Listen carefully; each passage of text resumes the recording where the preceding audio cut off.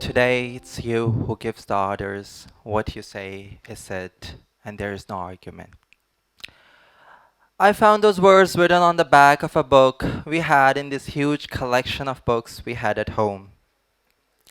My father was a professor of English, and I grew up reading the books he used to teach his students. Because of this, I grew up reading almost all of the most illustrious works of English literature at the tender young age of a primary school student. William Shakespeare, Charles Dickens, Jane Austen, George Orwell, you name it. Among that library of books, we had this one book with a picture of a young Latino man with big eyes and black hair, his hands cuffed in front of his chest, on the back of which was a short excerpt of a song, even the typography of which I can still vividly recall. And the words were, "Today it's you who gives the orders. What you say is said, and there's no argument. Today my people go around talking in whispers, eyes on the ground." But the song was not one of despair, it was one of hope. How did it go? Yes. "You're going to pay double for every tear shed for this sorrowing of mine. In spite of you, tomorrow is another day." I grew up reading all of those literature books, and for me, they were not just tales and stage directed plays. They became the very prism through which I viewed life. And my home wasn't exactly the kind of cozy, beautiful home you kind of imagine when you hear of libraries and literature. There were hands that left bruises and words that left scars. But in those moments of despair, I would whisper these same words to myself. In spite of you, tomorrow is another day. For years, I thought that this was a song of fiction created by a writer to add sensation to the scenery. Years later, I was just browsing the internet when I came to figure out that this was an actual real Brazilian resistance song, Apesar de Você, a song that had survived a dictatorship, that had survived censorship and fear.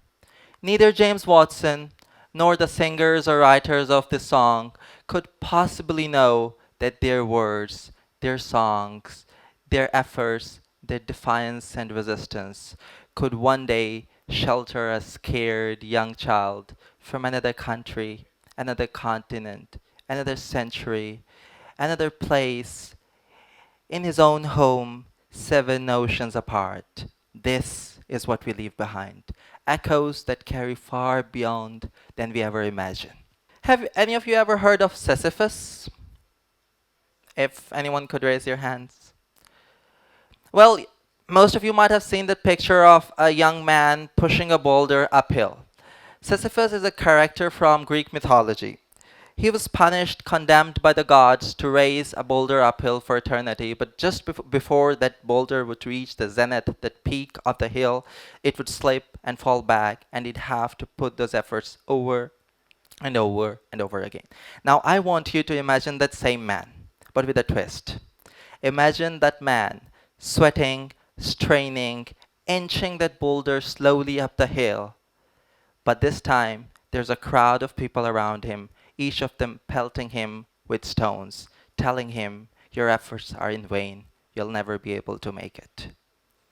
Well, some of us don't have to imagine that. They've lived that sentence. Years ago, someone I loved told me, "You could never be a doctor." I kept that sentence as a keepsake, not the beautiful kind, but the kind you still keep in your pocket, the kind that reminds you of the weight you carry on your shoulders and of where you do not want to end up in life. These are the things that matter, and these are the things that have a long effect far beyond than we can imagine. Time passed, and the day I graduated, I realized that I didn't have a happy-go-lucky story to share. But I had survived that Sisyphean task of carving my meaning through meaninglessness. Albert Camus said, one must imagine Sisyphus happy. Why? Because the world might be meaningless, it might not make sense, but despite that, we have the choice, we have the power to be defiant. We have the power to say no, to carve meaning from meaninglessness, to carve shape from molds. You know, there are times, there are times in my life when I was going through all the tough tasks in my life. There were times when I had no choice but to sleep in the college libraries, when I had nothing but friends and books. But friends and books did offer me far more than just literature. They offered me languages. They offered me ways of communication. They got me friends from across the world from where I could never even have imagined. These are the effects of things that you leave behind. You know, I have a weird hobby. I love listening to national anthems from around the globe. Pakistan, India, Saudi Arabia, Israel, Palestine, USA, you name it. To me, anthems are really fascinating. That was something left, it was a piece of poetry left by some poet some years ago that resonated with a nation at that time, but it ended up shaping the resolves of generations to come. This is the effect of what you leave behind. This is how powerful the ripples of your efforts can go. And let me tell you, the Sisyphean task of life never ends. From me standing up against people mocking me when I was learning my first foreign language, to me standing up against bullies just yesterday. From people telling me that I couldn't be a doctor to people telling me that they could do whatever they wanted to do to me. And yet, it's here that I stand before you. That day had come, just like this day. Just like that Brazilian song said, Como vai proibir quando Gao insistir em cantar? How are you going to stop that rooster from singing when he insists in doing so?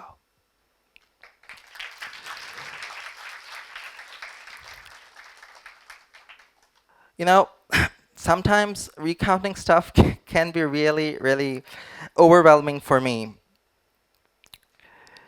But that's the peculiar thing about life. I learned to not ask permission from the sky for doing anything. I decided to take my destiny into my own hands, to forge a doorknob where none existed. But I decided to leave it there for those that came behind me. This is what I leave behind. And you, each and you, each and every one of you, today, some of you carry a sentence or a phrase or something, a lesson that you learned from a parent or a teacher, a smile, a memory of which, a smile from a friend or a colleague or a beloved or someone else. Each of you carry echoes, carry effects of those that you met. And you, all of you, even now, without realizing, are casting your effects. The time when you decide to listen to someone's story, the time when you decide to give space to someone, the time when you decide to stay when leaving could be easy. This is what you leave behind.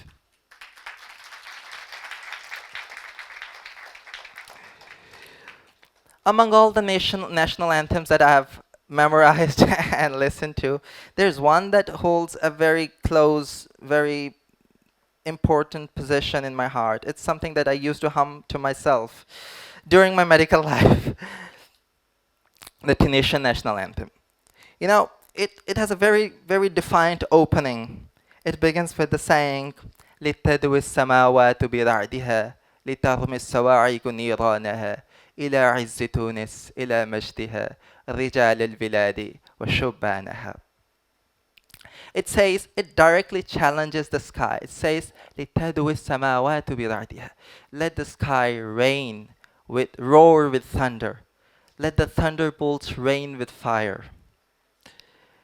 Tunis will continue to progress and prosper.